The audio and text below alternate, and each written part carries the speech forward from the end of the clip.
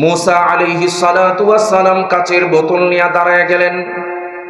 সোজা হয়ে দাঁড়ায় আছে, কয়েক ঘন্টা যেতে না যেতেই চোখের মধ্যে ঘুম আইসা করছে। मूसा नबी ভাবতেছেন আল্লাহ তো বলেছেন ঘুমানো যাবে না, ঝিমানো যাবে না, কাচের বোতল যেন জমিনের মধ্যে না পড়ে যায়। আর मूसा পয়গম্বর বলে ফেরেশতারা রে, 3 দিন 3 রাত পর্যন্ত দাঁড়ায় থাকা সম্ভব নয়। কয়েক ঘন্টা যেতে না যেতেই তো দেখি চোখের মধ্যে ঘুম চলে আসছে, কাচের বোতল নড়াচড়া করতেছে। কোন সময় হঠাৎ করে হাত থেকে জমিনে পড়ে যাবে, আল্লাহর আদেশ লঙ্ঘন হয়ে যাবে। আল্লাহকে গিয়া বলো আপনার মূসার 3 দিন 3 রাত পর্যন্ত দাঁড়ায় থাকা সম্ভব নয়, কেন আমাকে দাঁড়ায় থাকতে বলেছেন একটু প্রশ্ন করো। আল্লাহ তাআলা মূসা নবীকে ডাক দিয়া বলেন মূসা পয়গম্বর, তুমি যে আমাকে প্রশ্ন করেছিলা আল্লাহ আপনার কি ঘুমের প্রয়োজন হয় না? আমি আল্লাহ যদি ঘুমায়া যাই পুরা পৃথিবী ধ্বংস হয়ে যাবে, মানুষগুলি না খায়া ধ্বংস হয়ে যাবে। আমি আল্লাহ তাআলা তো 24 ঘন্টা তোমাদের ডিউটি করতে হয়। কোন বান্দা দুনিয়ার জমিন থেকে সেজদায় পড়ে একবার মালিক বলে ডাক দেয়, আমি আল্লাহ যদি আমার বান্দার ডাকে সাড়া না দিতে পারি? কোন বান্দা বিপদের মধ্যে পড়ে আমি আল্লাহকে একবার ডাক দেয়, আমি আল্লাহ যদি ঘুমায়া থাকি আমি আমার বান্দার ডাকে সাড়া দিতে পারবো না, আমি আমার বান্দার বিপদ থেকে রক্ষা করতে পারবো না। এই জন্য আমি আল্লাহ ঘুমাই না, পৃথিবীটাকে কন্ট্রোল করে রাখি, ধরে রাখি, মজবুত করে ধরে রাখি, আমার বান্দাদের যেন কষ্ট না হয়। এই জন্য আমি আল্লাহ ঘুমাই না। আর তোমাকে যে পরীক্ষা দিলাম, একটা কাচের বোতল নিয়ে তুমি দাঁড়ায় থাকতে পারলা না, তুমি ঘুমায় গেলে কাচের বোতল পড়ে যাবে। আমি আল্লাহ যদি ঘুমায় যাই আমার পুরা পৃথিবীটা ধ্বংস হয়ে যাবে। বলেন আল্লাহু আকবার। আল্লাহ বলেন লাহু মা ফিস সামাওয়াতি ওয়া মা ফিল আরদ, আসমানে যা কিছু আছে জমিনে যা কিছু আছে সব হলেন কার? আল্লাহ। আর জোরে বলেন কার? আল্লাহ। আল্লাহ তাআলা বলেন রহমান চিনছো? আর রহমান তিনি তো হলেন রহমান। আমাদের রব কয়জন?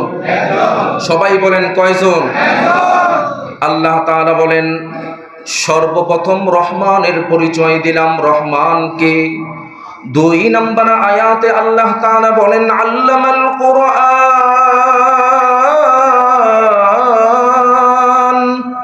আল্লাহ তাআলা বলেন যিনি কোরআন শিক্ষা দিয়েছেন।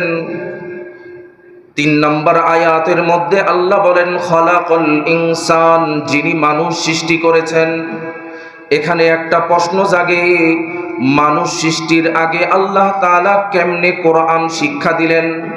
কেমনে আল্লাহ তাআলা মানুষ সৃষ্টির আগে মানুষদেরকে কোরআন শিক্ষা দিলেন? মুফাসসিরগণ এই আয়াতের ব্যাখ্যা করে বলেন পৃথিবীতে জন্মের পরে মৃত্যু পর্যন্ত কোনো মানুষ যদি ইলম না শিখে, কোরআন না শিখে, ওই মানুষ আল্লাহ তাআলার কাছে মানুষ নয়। ওই মানুষ নয়, উনি হলেন মানুষ। যে ব্যক্তি কোরআন শিখে ওই অনুযায়ী আমল করতে পারে, ওই ব্যক্তি হলো আল্লাহ তাআলার নিকট মানুষ। বলেন সুবহানাল্লাহ। আল্লাহ বলেন যে আমি মানুষ সৃষ্টির আগে কোরআন সৃষ্টি করেছি। মুফাসসিরগণ এই আয়াতের ব্যাখ্যা করে বলেন যে ব্যক্তি জন্মের পরে তো একটা মানুষ সাথে সাথেই পড়ালেখা করতে পারে না, পারে না। মুফাসসিরগণ বলেন কোন মানুষ জন্মের পরে যদি মৃত্যু পর্যন্ত কোরআন না শিখে ওই ব্যক্তি মানুষ নয়, মানুষ। আর যে ব্যক্তি জন্মের পরে যখন বুঝ হয়ে যখন কোরআন শিখবে, ইলম শিখবে, ওই ব্যক্তি আল্লাহ তাআলার নিকট মানুষ। আল্লাহ এটাই বুঝাইতে চেয়েছেন যে আমি কোরআনকে মূল্যায়ন করেছি মানুষের জন্মের আগে। বুঝাইতে চাইছি যে মানুষদেরকে কোরআন শিখতে হবে, ইলম শিখতে হবে। ইলমের গুরুত্ব একজন মানুষের কাছে অনেক বেশি। যে ব্যক্তি ইলম শিখবে না ওই ব্যক্তির সমাজে কোনো দাম নাই, ওই ব্যক্তির কোনো পরিচয় নাই। ইলমের মূল্য আল্লাহ তাআলার নিকট অনেক বেশি। সুবহানাল্লাহ বলেন। আদম আলাইহিস সালাতু ওয়াস সালামের জন্মের পরে পৃথিবী আল্লাহ তাআলা ওনার জন্মের পরে থাকার ব্যবস্থা করেন নাই, খাবারের ব্যবস্থা করেন নাই, স্ত্রীর ব্যবস্থা করেন নাই, আরামায়েশের ব্যবস্থা করেন নাই। সর্বপ্রথম ইলম শিক্ষা দিয়েছেন। ওই সময় তো কোরআন ছিল না, এই কথাটা আমি অতীতেও একবার বলেছিলাম। ওই সময় তো কোরআন ছিল না, তাহলে কিসের এলেম আল্লাহ শিক্ষা দিলেন? আল্লাহ বলেন, আমি আদমকে ডাক দিয়া বলছি, তাকায় দেখো ওই যে বিশাল বড় বড় পাহাড় দেখা যায়, এই পাহাড় আমি আল্লাহ সৃষ্টি করেছি। উপরে তাকাও, দেখো আসমান দেখা যায়, ওই আসমান আমি আল্লাহ সৃষ্টি করেছি। যেই জমিনের উপরে দাঁড়ায় আছো ওই জমিন আমি আল্লাহ সৃষ্টি করেছি। বামে তাকাও, বিশাল বড় বড় সাগর দেখতে পাইবা, ওই সাগরগুলি আমি আল্লাহ সৃষ্টি করেছি। আদম নবীকে বললেন, এইবার বলো তুমি কিসের এলেম তোমাকে শিক্ষা দিলাম? আদম নবী বললেন, আল্লাহ আসমানের এলেম শিক্ষা দিয়েছেন, জমিনের এলেম শিক্ষা দিয়েছেন, পাহাড়ের ইলম শিক্ষা দিয়েছেন, সাগরের ইলম শিক্ষা দিয়েছেন। চিল্লায়ে জোরে বলেন সুবহানাল্লাহ। এই জন্য কোরআন শিখতে হবে, কোরআনের অনেক মূল্যায়নও করতে হবে। কোরআন যারা দুনিয়ায় শিখে তারা হলো আল্লাহ তাআলার নিকট অনেক দামি, অনেক মূল্যবান, অনেক ইজ্জতওয়ালা ব্যক্তি। সবাই বলেন সুবহানাল্লাহ। ইলম যারা শিখবে, ইলম যারা মূল্যায়ন করবে, তারা তো দামি মানুষই, তাদেরকেও মূল্যায়ন করতে হবে, ঠিক না বেঠিক? তাদেরকে যদি কেউ বলে যে 500 টাকার বিনিময়ে যারা ইলম শিখে, যারা আলেম, তারা মানুষের কাছে বিক্রি হয়ে যায়, তুচ্ছ তাচ্ছিল্য করে আমাদেরকে কথা বলা হয়, ওই ব্যক্তি তো কোশ্চিনকালও মানুষ হতে পারে না, ঠিক না বেঠিক? সম্মানিত মুসল্লিয়ানে কেরাম, বুঝার বিষয় হলো আমাদের বাংলাদেশের কথিত একজন নেতা, কিশোরগঞ্জে বাড়ি, গত 2-3 দিন আগে হাজার হাজার মানুষের সামনে ওলামাই কেরামদেরকে টকশোতে বসে যেইভাবে তুচ্ছ তাচ্ছিল্য করেছেন, এটা মোটেও তিনি উচিত কাজ করেন নাই, ঠিক না বেঠিক? উনি আমাদেরকে বলেছেন 500 টাকার বিনিময়ে আলেমরা বিক্রি হয়ে যায়। কোন আলেম কি মানুষের কাছে গিয়া 500 টাকা চাঁদা চেয়েছে? সবাই বলেন না কেন, চাঁদা চেয়েছে? কোন আলেম কি গিয়া বলে যে আমাকে 500 টাকা দেন আমি খাবো? কোন আলেম কি গিয়া বলে আমাকে 1000 টাকা এখন দিতেই হবে? আমরা তো চাঁদাবাজি করি না, তোমরা তো চাঁদাবাজি করো। 20 টাকার জন্য মানুষের গলায় ছুরি ধরো, 50 টাকার জন্য মানুষের পেটের মধ্যে ছুরি ঢুকায় দাও। আলেম ওলামারা তো কখনোই চাঁদা চায় না, মানুষদের কাছ থেকে মানুষরা খুশি হয়ে হাদিয়া দেয়। তোমরা তো 20 টাকার জন্য চাঁদা চাও। ওই ব্যক্তি বলে, ওলামাই কেরামের সম্পর্কে কিছু বলতে চাই না, মোল্লাদের সম্পর্কে কিছু বলতে চাই না, কারণ মোল্লাদের সম্পর্কে কি বলবো? 500 টাকার বিনিময়ে যারা বিক্রি হয়ে যায়। আমি ওনাকে বলবো যে ভাই, আপনার জন্মের সময় আপনার কানে কে আজান দিয়েছিল একটু বলেন, ঠিক না বেঠি? আপনার কানে কে আজান দিয়েছিল একটু বলেন। আপনি যদি বলেন যে হুজুর আমার কানের মধ্যে কেউ আজান দেয় নাই, তাহলে আমি বলবো আপনার মা বাবার বিয়ে কে পড়াইছিল? সে যদি বলে যে আমার কোনো আলেম, আমার বাবা আমার বিয়ে পড়ে নাই, তাহলে বলবো আপনি হারামজাদা, ঠিক না বেঠি? আপনি হারামজাদা বলেই আপনার জবান থেকে আলেম ওলামাদের বিরুদ্ধে কথা বের হয়। আপনি প্রকাশ্যে মানুষদেরকে, আলেম ওলামাদেরকে বলেন মোল্লাদের কথা আমি আর কি বলবো, তারা 500-1000 টাকার কাছে বিক্রি হয়ে যায়। আলেম ওলামারা কখনোই চাঁদাবাজি করে না। আপনাদের কাছে প্রশ্ন করি, আপনারাই বলেন, হাদিয়া নেওয়া উত্তম না চাঁদাবাজি করা হারাম? হাদিয়া নেওয়া উত্তম, চাঁদাবাজি করা চাঁদাবাজি করা 20 টাকার জন্য চাঁদা চায়, 50 টাকার জন্য চাঁদা চায়, 1000 টাকার জন্য মানুষ খুন করে ফেলে, মানুষকে অত্যাচার করে, জুলুম করে, স্টিম রোলার চালায়। ওই সমস্ত জঘন্য ব্যক্তিরাই আবার আলেম ওলামাদের বিপক্ষে কথা বলে, তাদেরকে বলা হয় খয়রাতি, ঠিক না বেটি? আলেম ওলামাদেরকে বলে তারা লিল্লাহ বোর্ডিং এর ফান্ডে তারা ফ্রি খেয়ে বিশাল বড় বড় কথা বলে। আমরাও বলবো যে আপনারা যে গাড়ি চালান, ক্ষমতার মস্তদে বসে যখন গাড়ি চালান, ওই গাড়ির তেল ভরেন কোন পয়সায়? আপনার কোন বাবার পয়সায় গাড়ির তেল ঢুকান? জনগণের টাকাই তো আপনার গাড়িতে তেল ঢুকানো হয়, ঠিক না বেটি? আপনি যে দামি দামি প্যান্ট শার্ট সুটকেস পরেন, আপনাকে এই টাকাগুলি দেয় কে? আমাদের জনগণের টাকাই আপনারা নেতারা বসে বসে আরাম আয়েশ আর ফুর্তিতে ঘুরতেছেন, ঠিক না বেঠি?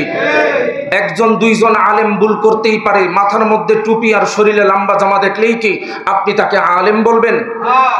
যে লম্বা জামা পরে আর মুখে দাড়ি, মাথায় টুপি পরলেই কি আলেম হওয়া যায়? আপনি ঢালাই ভাবে সারা দেশের, সারা পৃথিবীর মোল্লাদেরা বললেন যে মোল্লাদের সম্পর্কে আর কি বলবো, জুতাও তো চুরি করে প্যান্ট শার্টওয়ালা, তাহলে কি সমস্ত প্যান্ট শার্টওয়ালাদেরকে আমরা জুতা চোর বলবো? তাহলে কি বলবো চাঁদাবাজি যারা করে তারাও তো প্যান্ট শার্ট পরে, তাই পৃথিবীর সমস্ত মানুষগুলি চাঁদাবাজ, আমরাও কি এটা বলবো? হুজুরদের উপরে জুলুম নির্যাতন করার জন্য মানুষের কোনো অভাব হয় না। আবার বলে আমার জানাজা আমি কোনো হুজুর দিয়া পড়াবো না, আমারটা আমি পড়াইতে পারি, পড়ান কোনো সমস্যা নাই, কোনো সমস্যা নাই। মরার পরে কবরে যাইবা তখন ফেরেশতারা, অন্ধ ফেরেশতা আর ল্যাংড়া ফেরেশতা কি পরিমাণের পিটাবে দিশাও খুঁজে পাইবা না, ঠিক না বেঠিক? সম্মানিত হাজিরিন, আলেম ওলামাদেরকে ইজ্জত করতে হবে। দুনিয়ায় শুধু ইজ্জত নয়, আল্লাহ তাআলা বলেন কাল হাসরের কঠিন ময়দানে আল্লাহ তাআলা সমস্ত জান্নাতবাসীদেরকে বলবেন, ও জান্নাতীবাসীরা তোমরা শোনো, তোমরা তো আজকে এই জান্নাত পেয়ে গেছো, এই জান্নাতের মধ্যে তোমাদের আর কি কি নিয়ামতের বাকি আছে বলো। সমস্ত মানুষগুলি বলবে যে বিশাল বড় জান্নাত আমরা পাইছি, আর কি আমাদের দরকার আছে নিয়ামতের? আল্লাহ তাআলা বলবেন যে অবশ্যই তোমাদের নিয়ামতের দরকার আছে, বলো তোমরা কি চাও। মানুষগুলি খুঁজবে খুঁজবে, আশেপাশে তাকায় দেখবে আলেম কোথায় আছে, আলেম কোথায় আছে, বের করো, তাদের কাছে জানতে হবে আল্লাহ তাআলা জান্নাতে আমাদেরকে আর কি কি নিয়ামত দিবে। সুবহানাল্লাহ জোরে বলেন। এই জন্য আমাদের ফখরে বাঙ্গাল তাজুল ইসলাম সাহেব ব্রাহ্মণবাড়িয়ার একজন বুজুর্গ, উনি একদিন ট্রেন দিয়ে যাচ্ছিলেন। উনি বলেছেন যে যারা নাকি এলেম শিখানার আলেম ওলামাদেরকে তুচ্ছ তাচ্ছিল্য করে, ওই সমস্ত ব্যক্তিদেরকে উচিত শিক্ষা দিতে হয় এইভাবেই।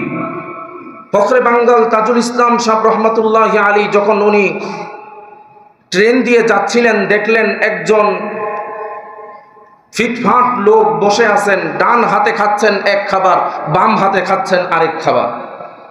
হুজুর গিয়া বললেন, ভাই দোনোটা খাবারই যদি আপনি ডান হাত দিয়ে খেতেন তাহলে সুন্নত আদায় হতো।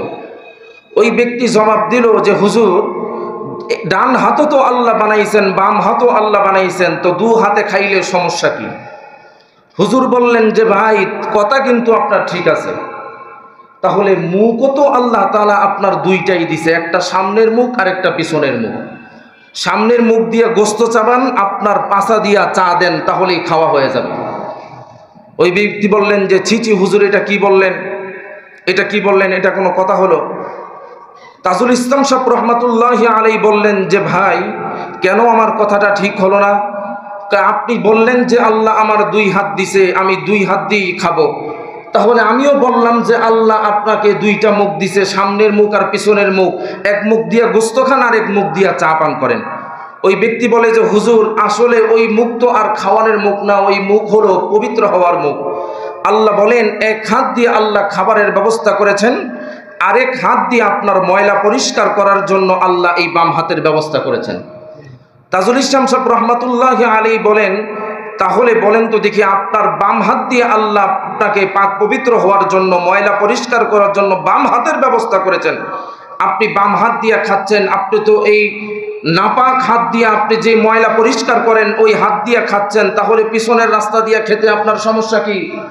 তাজুল ইসলাম সাহেব রহমতুল্লাহ আলাইহি বলেন যে এইভাবে করে যারা নাকি আলেম ওলামাদেরকে তুচ্ছ তাচ্ছিল্য এবং কোরআন থেকে যারা দূরে আছেন, তাদেরকে শিক্ষা এবং এইভাবে দেওয়া উচিত। যেমন কুকুর দাঁড়ায়া দেখবেন প্রস্রাব করে, গাছের গোড়া পাইলেই পজিশন মতন ঠ্যাং একটা আলগায় দেয়, ঠিক না বেঠিক? তাও এক জায়গার মধ্যে প্রস্রাব করে না, এখানে 100 ডাক, ওইখানে 100 ডাক, ওইখানে 100 ডাক, একটু একটু করে গিয়া ঠ্যাংটা আলগায় দেয়। বাইজিদ বুস্তামি রহমাতুল্লাহ আলাইহি কুকুরকে একবার জিজ্ঞাসা করেছেন, কুকুর রে, এক জায়গার মধ্যে দাঁড়ায় কি তুই প্রস্রাব করতে পারো না? তুই একটা জায়গার মধ্যে গিয়া 100 ডাক, আরেকটা জায়গার মধ্যে গিয়া আরেক 100 ডাক, আরেকটা জায়গার মধ্যে গিয়া ঠ্যাং আলগি দিয়া প্রস্রাব করস। কুকুর ডাক দিয়া বলতেছেন, হুজুর আমি কেন ঠ্যাং আলগাইয়া প্রস্রাব করি জানেন? আমার শরীরে যেন সিটা না পড়ে। কত বড় বুজুর্গ, চিন্তা করে দেন। বাইজিদ মুস্তামি বলতেছেন, তুই যে ঠ্যাং আলগি দিয়ে প্রস্রাব করস, প্রস্রাবের সিটা থেকে বাঁচার জন্য তোর তো লজ্জা স্থান দেখা যায়। লজ্জা স্থান দেখা যায় যাক, কিন্তু আমার শরীরে যেন প্রস্রাব না পড়ে। কত বড় ব্যাককল দেন, চিন্তা করেন। এই সমস্ত মানুষ কোরআন এবং ইলম থেকে দূরে থাকার কারণে আজকে আমাদের সমাজের মধ্যে তারা বুঝে আর না বুঝে কোরআনের বিপক্ষে, ওলামাই কেরামের বিপক্ষে কথা বলতেও তারা বিন্দু পরিমাণের দ্বিধাবোধ করে না, ঠিক না বেঠিক? আল্লাহ তাআলা বলেন, খলাকল ইনসান, মানুষও আমি সৃষ্টি করেছি, আল্লামাহুল বায়ান, আমি তাদেরকে কথা বলা শিখাইছি। আশ-শামসু ওয়াল কমারু বিহুসবান, চন্দ্র আল্লাহ আমি সৃষ্টি করেছি এবং সূর্যও আমি সৃষ্টি করেছি। চন্দ্র এবং সূর্যকে আল্লাহ তাআলা একটি দণ্ডি সীমার মধ্যে রেখে দিয়েছেন। আল্লাহ তাআলার হুকুম ব্যতীত চন্দ্র এবং সূর্য সরিষা পরিমাণেরও এদিক সেদিক করে না, এদিক সেদিক করে না। আল্লাহ তাআলা বলেন শীতকালে সূর্য থাকে একরকম, গ্রীষ্মকালে সূর্য থাকে এক রকমের, বিভিন্ন পর্যায়ে সূর্য থাকে এক রকমের। সূর্যকে আমি আল্লাহ তাআলা আদেশ করে দিয়েছি, আমি যেইভাবে বলবো ওইভাবেই চলবি। চন্দ্রকেও আমি আল্লাহ বলে দিয়েছি, আমি যেইভাবে বলবো ওইভাবেই তুই চলবি। বলেন সুবহানাল্লাহ। মুফাসসিরগণ এই আয়াতের ব্যাখ্যা করে বলেন, চন্দ্র এবং সূর্য যখন আল্লাহ তাআলা সৃষ্টি করেন তখন চন্দ্রটাকেও সূর্যের মতন হুবহু দেখতে। আল্লাহ তাআলা দেখলেন সূর্যের মধ্যে যেমন আলো হয়, চন্দ্রের মধ্যেও রাতের বেলাও ঠিক তেমনি একটা আলো জ্বলে। আল্লাহ তাআলা বললেন এইভাবে যদি চন্দ্রের মধ্যে আলো জ্বলতে থাকে, ওই আলোর দ্বারা আমার বান্দার দুনিয়ার মধ্যে ঘুমাইতে কষ্ট হবে, রাতের বেলা রাত হবে না, দিন থাকবে। যদি চন্দ্রের মধ্যে আলো থাকে ওই আলোটাকে বন্ধ করে দিতে হবে।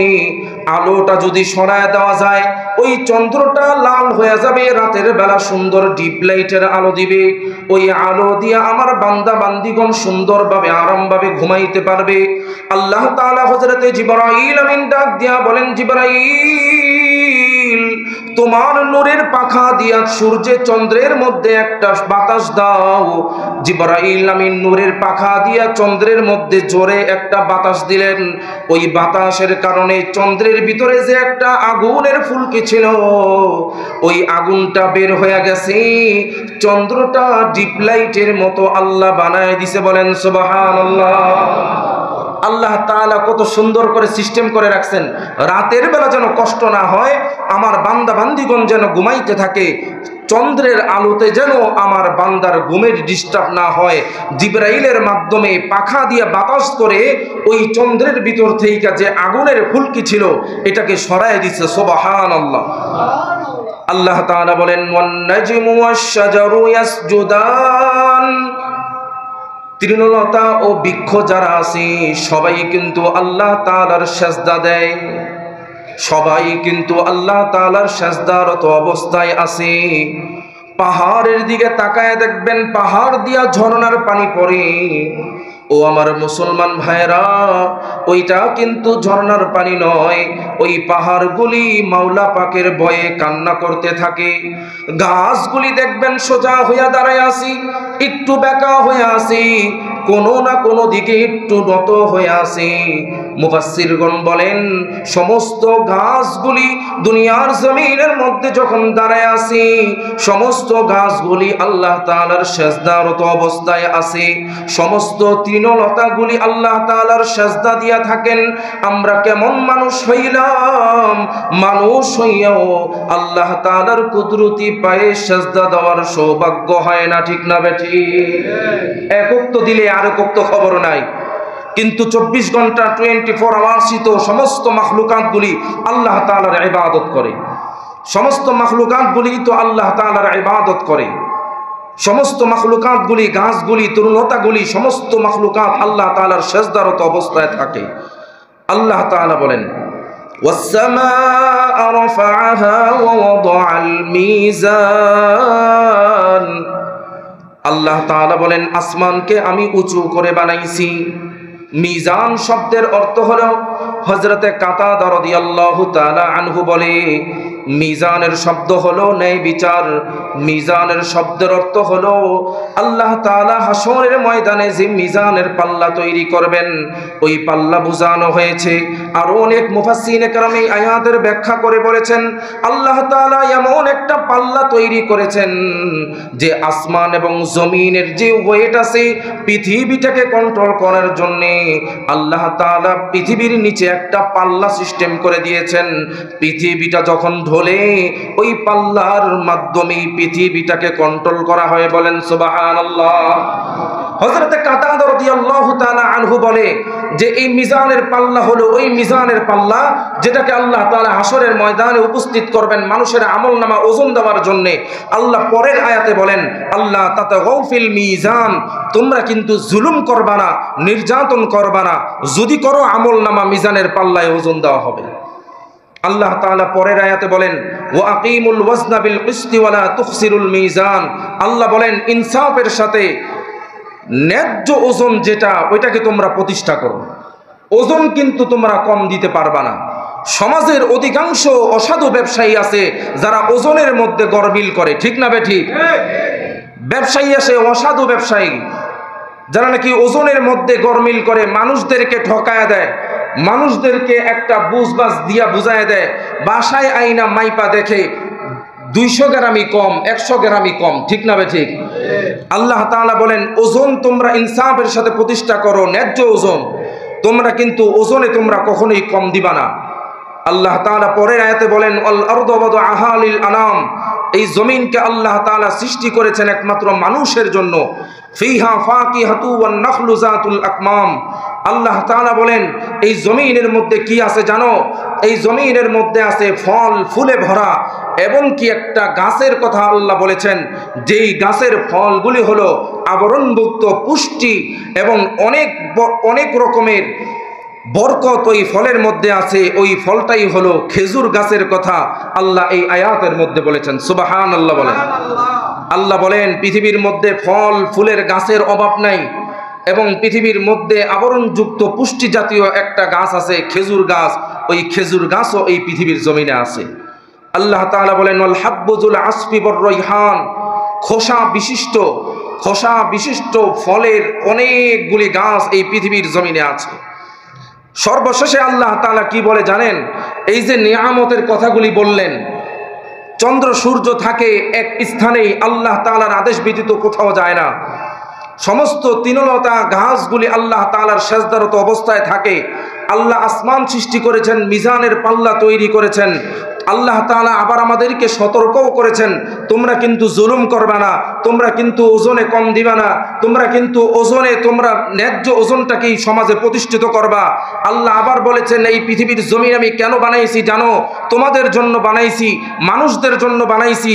আল্লাহ বলেন এই জমিনের মধ্যে ফল ফুল খেজুর গাছ আছে, এই জমিনের মধ্যে এমনকি ফুল ফল সুন্দর অনেক বৃক্ষের গাছগুলি আছে। আল্লাহ এটা আমাদেরকে শোনায়া আল্লাহ তাআলা আয়াতের মধ্যে বলেন ফাবিআইয়ি আলাই রাব্বিকুমা তুকাযযিবান, আল্লাহ তাআলা বলেন তোমরা তোমাদের রবের কোন কোন নিয়ামতের অস্বীকার করতে পারবা? চিন্তা করে দেখেন, এতগুলি নিয়ামতের কথা বলে আল্লাহ তাআলা এখন বলতেছেন তোমরা তোমাদের রবের কোন কোন নিয়ামতের অস্বীকার করবা বলো? পারবা কোন নিয়ামতের অস্বীকার করতে? রাসূলুল্লাহ সাল্লাল্লাহু আলাইহি ওয়াসাল্লাম যখন ইহুদিদের সামনে সূরাতুর রহমান তেলাওয়াত করতেন, আল্লাহর রাসূল যখন তেলাওয়াত করতেন, ইহুদিরা মাথা নিচের দিকে দিয়ে বসে থাকতেন। তারাও জানে যে খাবার খাচ্ছি এটা দিচ্ছে কে? আল্লাহ। ইহুদিরাও জানে যে খাবার খাচ্ছি এটা আমাদেরকে যোগায় দিচ্ছেন আল্লাহ, আমাদেরকে সৃষ্টি করেছেন আল্লাহ। ভিতরে ঈমান নাই বলে ঈমান গ্রহণ করে নাই। ইহুদিরাও যখন সূরাতুর রহমানের তেলাওয়াত শুনতেন তখন মাথা নিচের দিকে দিয়ে রাখতেন। আল্লাহর রাসূল যখন জিনদের সামনে সূরাতুর রহমানের তেলাওয়াত করতেন, জিনেরাও সবাই এক কণ্ঠে এক বাক্যে বলতেন ইয়া রাসূলুল্লাহ, জি আমরা আমাদের রবের কোনো নিয়ামতের অস্বীকার করতে পারবো না, সমস্ত নিয়ামত আমাদেরকে আল্লাহ তাআলাই দিয়েছে। বলেন সুবহানাল্লাহ।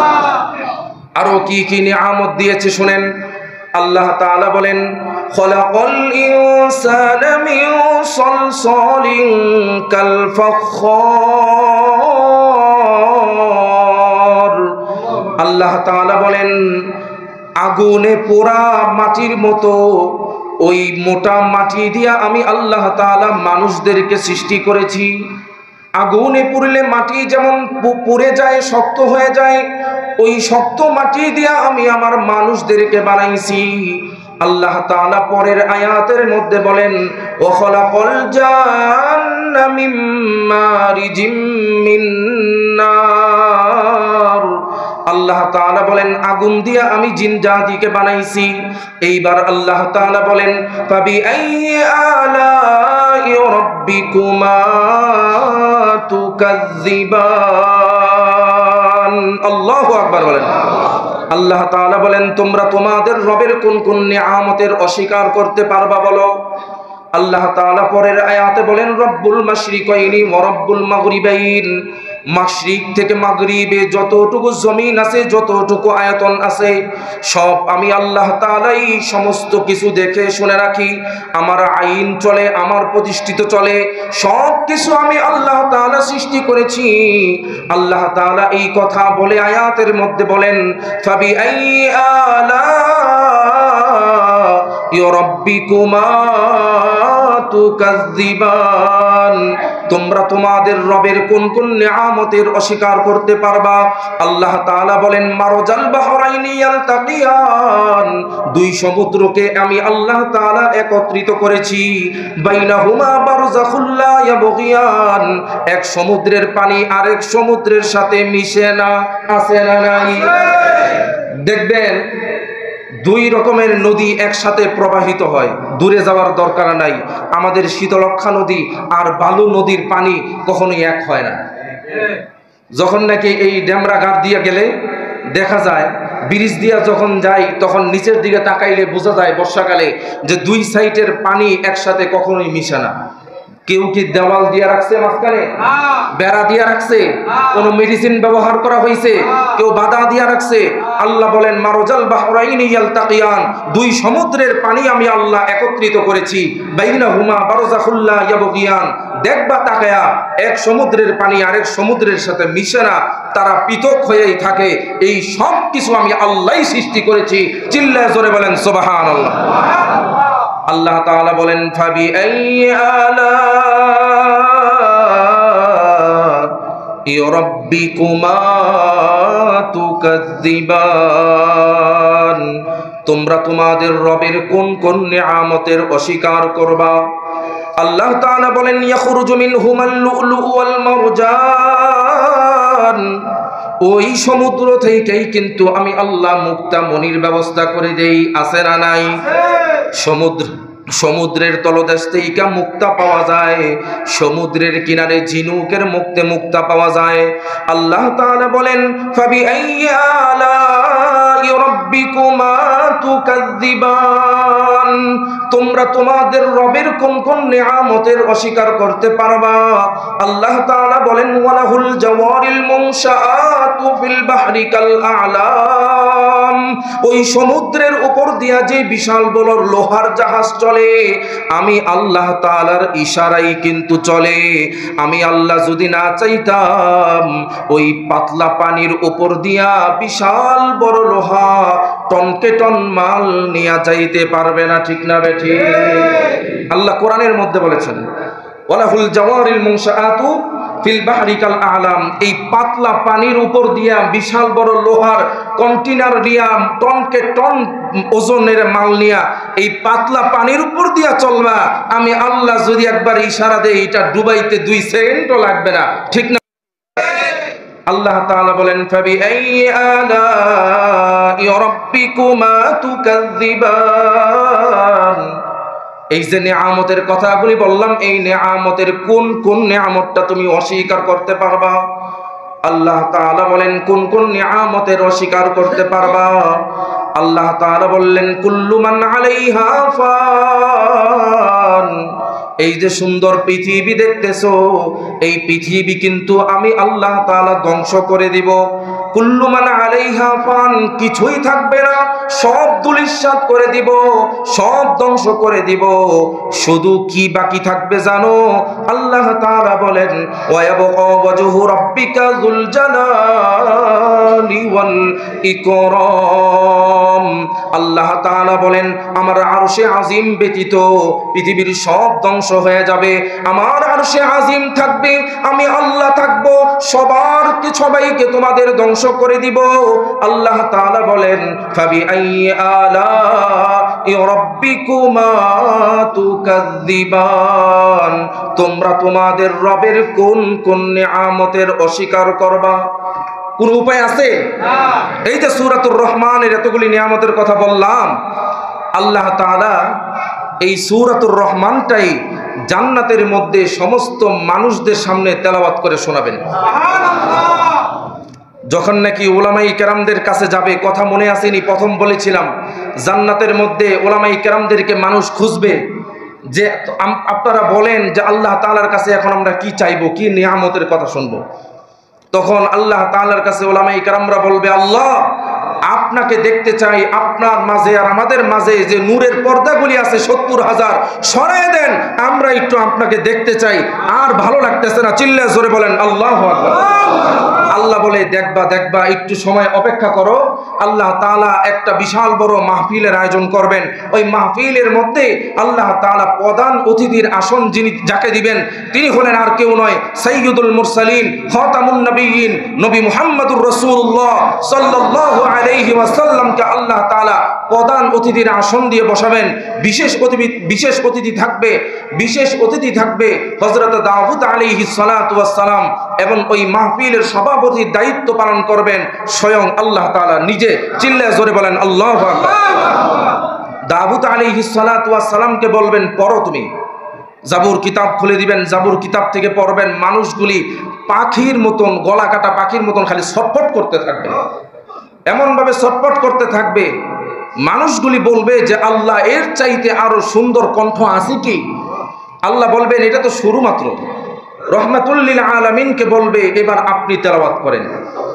জান্নাতি সুর কেমন হবে দৃশ্য একবার চিন্তা করে দেখেন। জান্নাতি সুর দিয়া যখন নাকি আল্লাহর রাসূল সাল্লাল্লাহু আলাইহি ওয়াসাল্লাম তেলাওয়াত করবেন, 22 নম্বর পারার 19 নম্বর পৃষ্ঠায় সূরাতুল ইয়াসিন যখন পড়বেন, বিসমিল্লাহির রহমানির রহিম, ইয়াসিন ওয়াল কুরআনিল হাকীম ইন্নাকা লামিনাল মুরসালিন। আল্লাহু আকবার। মানুষগুলি এমন ভাবে ছোটাছুটি করতে থাকবে, দাঁড়াইতে থাকবে, তেলাওয়াত শুনে পাগলের মতন হয়ে যাবে। আল্লাহ তাআলাকে বলবে, আল্লাহ এই কণ্ঠের উপরে মনে হয় আর কণ্ঠ হতেই পারে না, এর চাইতে সুন্দর কণ্ঠ আর আসেনি। আল্লাহ বলেন, এখনো তো পর্যন্ত সভাপতির বক্তব্য বাকি আছে। আল্লাহু আকবার। আল্লাহ তাআলা বলবেন, এবার আমার কণ্ঠে আমি তোমাদেরকে তেলাওয়াত শোনাবো। চিন্তা করেন তো দেখি, আল্লাহ তাআলা বলবেন যে এতক্ষণ তোমরা যেই কণ্ঠের তেলাওয়াত শুনেছো, ওই কণ্ঠগুলি আমি আল্লাহর দেওয়া। এবার চিন্তা করে দেখো আমি আল্লাহর কণ্ঠ কত সুন্দর হবে। চিল্লায় জোরে বলেন আল্লাহু আকবার। আল্লাহ তাআলা সবার সামনে তেলাওয়াত করবেন, সূরাতুর রহমান তেলাওয়াত করবেন। আমরা কোরআনুল কারীমের মধ্যে পড়ি আর রহমান, আল্লাহ তাআলা কিন্তু আর রহমান বলবে না। আল্লাহ তাআলা বলবেন আনার রহমান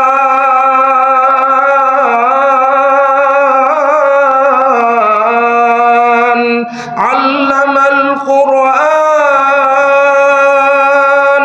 খলাকাল ইনসান আল্লামাহুল বায়ান।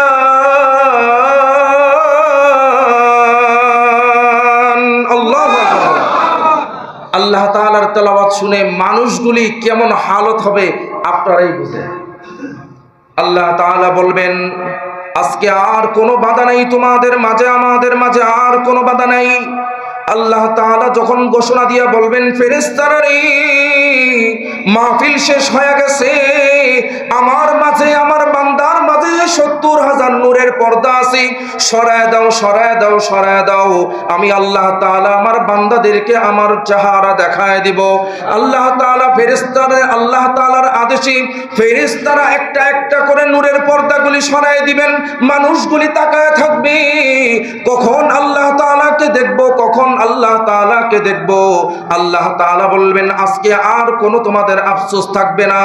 যেই রবের জন্য দুনিয়ায় ইবাদত করেছো, যেই রবের জন্য কোরআন তেলাওয়াত করেছো, যেই রবের জন্য নবীকে মানছো, যেই নবীকে রবের জন্য সুন্নত আদায় করছো, যেই রবের জন্য লাঠি নিয়ে জিহাদের জন্য বেড়ায় গেছো, যেই রবের জন্য তোমরা জীবন দিয়া দিছো, ওই রবকে আজকে দেখতে পাইবা। কোনো সমস্যা নাই, কোনো সমস্যা নাই। আজকে আমার আর তোমাদের মাঝে কোনো পার্থক্য থাকবে না। পর্দাগুলি সরায় দেওয়া হবে, একটা একটা করে পর্দা সরায় দেওয়া হবে। মানুষগুলি তাকায় থাকবে, আল্লাহু আকবার, প্রথম আমাদের রবকে দেখব। আল্লাহ তাআলা বান্দাদের সামনে যখন উপস্থিত হয়ে যাবে, আল্লাহর নূরের তাজাল্লিতে মানুষগুলি আল্লাহু আকবারের ধ্বনি দেয়া দাঁড়ায় যাবে। পাগলের মতন ছটফট করতে থাকবে, পাগলের মতন ছটফট করতে থাকবে। আল্লাহ তাআলার নূরের তাজাল্লিতে মানুষগুলি সব বেহুশ হয়ে পড়ে যাবে। হাশরের ময়দানে আল্লাহ তাআলা বান্দাদেরকে সর্বশ্রেষ্ঠ উপহার হিসাবে এটাই দিবেন। এই জন্য আল্লাহ তাআলা সূরাতুর রহমানের মধ্যে বলেছেন, কোন কোন নিয়ামতের অস্বীকার করবা, তিনি তো আমাদের রহমান, সমস্ত নিয়ামত তো তিনি দিয়েছেন। আজকে যারা বলে কোরআন আমরা মানি না, কোরআন যারা শিখে তাদেরকেও দেখতে পারি না, তারা হলো দুনিয়ার মধ্যে আবু জাহেলের চেলা চামুন্ডা, ঠিক না বেটি? তারা হলো আবু জাহেলের চেলা চামুন্ডা, তাতে কোনো সন্দেহ নাই। তার শিক্ষা নেওয়া দরকার আছে। স্বৈরাচার সরকার যেমন উলামায়ে কেরামের বিরুদ্ধে কথা বলে, তারা যেমন জুতা পিটা খেয়ে দুপুরের খাবার না খেয়ে বাঁচতে হয়েছে, এমনও একটা পরিস্থিতি তাদের হবে, লুঙ্গি খুলতে খুলতে পলাতে হবে, বাংলার জমিনে ঠাঁই পাবে না, ঠিক না বেটি? উলামায়ে কেরামের বিরুদ্ধে যারাই কথাই বলেছে, সমাজে থাকতে পারে নাই, দুনিয়ায় থাকতে পারে নাই। নমরুদ ইব্রাহিম নবীর বিরুদ্ধে করে দুনিয়ায় থাকতে পারে নাই, জুতার বাড়ি খেয়ে দুনিয়া থেকে বিদায় হতে হয়েছে। ফেরাউন মুসা নবীর বিরুদ্ধে কথা বলে দুনিয়ায় থাকতে পারে নাই, নীল নদের মধ্যে চুবু খেয়ে পেট মুখে নিয়ে তারপর ইন্তেকাল করতে হয়েছে। আমাদের বাংলাদেশেও কতিপয় অনেক নাস্তিকগুলি উলামায়ে কেরামের বিরুদ্ধে কথা বলে বাংলার জমিনে থাকতে পারে নাই। তোমার মতন বজলুর রহমান কিশোরগঞ্জের পাতি নেতাও আমাদের সমাজে উলামায়ে কেরামের বিরুদ্ধে কথা বলে কোরআনের বিরুদ্ধে অবস্থান নিয়ে টিকতে পারবে না ইনশাআল্লাহ, ঠিক না বেঠিক? আল্লাহ তাআলা আমাদের সবাইকে কবুল করুক। যে বিষয়গুলো নিয়ে আলোচনা করলাম, আল্লাহ তাআলা আমাদের সবাইকে মানার তৌফিক দান করুক। সবাই বলেন আমিন।